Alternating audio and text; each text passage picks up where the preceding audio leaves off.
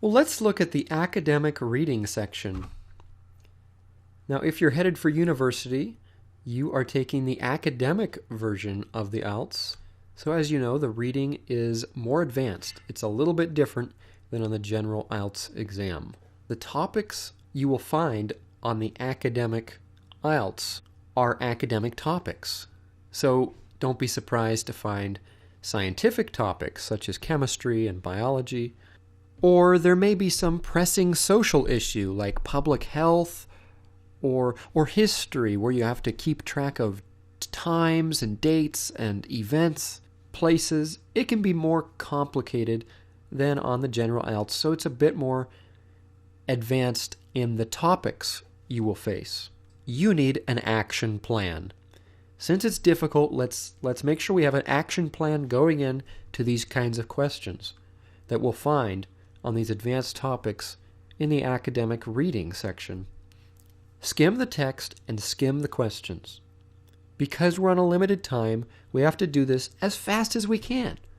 So certainly don't read the whole thing. Don't just read every paragraph. Instead, start by reading the first paragraph. I like to read the first paragraph, and in the first sentence, I just underline the key words or the key phrase. What is this first paragraph about? I will underline it so I can remember it for later. So I will read the whole first paragraph.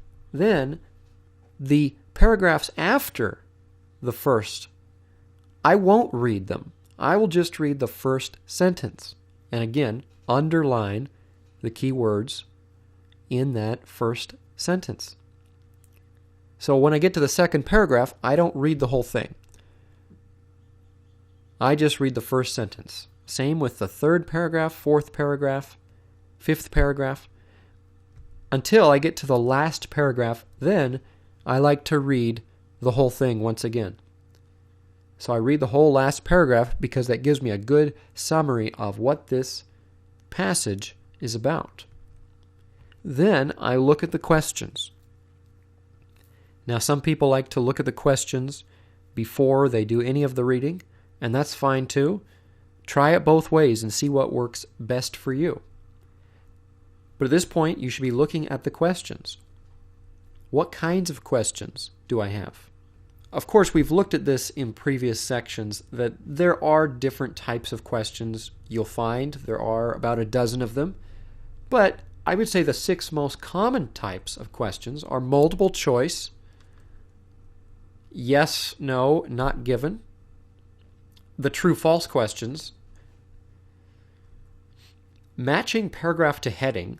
That is where you are asked to find the paragraph that matches heading A, heading B, heading C, heading D. And you just have to know what the main idea of each paragraph is. Remember, when we underlined keywords in the first sentence, that'll really help us answer those kinds of questions. You'll have summary completion and matching features. Those are the most common types of questions, but there are others. You know, you got your fill in the blank and diagram labels, all that stuff. I want to look at a couple of these types of questions and give you a few tips. So, multiple choice questions. The number of choices can change. In a traditional multiple choice question, it will ask you to choose the best answer or the correct answer, A, B, C, or D. One of those answers. However, sometimes in multiple choice questions, it will ask for 2 answers or 3 answers. Make sure you read the question carefully, choose the right number of choices, because that does change. And then use common sense. If the question is something about a car, a description of a car, and you see the answers are red, well, that makes sense. You could have a red car. Fast, you could have a fast car, certainly. Pregnant, that would not make sense. Only a woman can be pregnant. A car cannot have a baby, so that wouldn't make sense. So just use your common sense and eliminate answers that way. If you still don't know, guess. It never hurts to guess. You can't be penalized for guessing the answer. And the other type of question I wanted to look at is the not given questions. These are the yes and no, true and false types. Sometimes the answer is not given. What does that mean?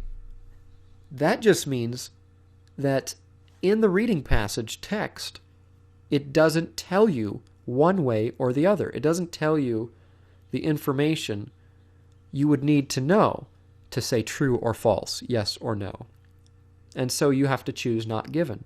Similarly, the reason you would choose false or no, yes or true, is because you actually read in the text that this is really not true, or this is definitely true.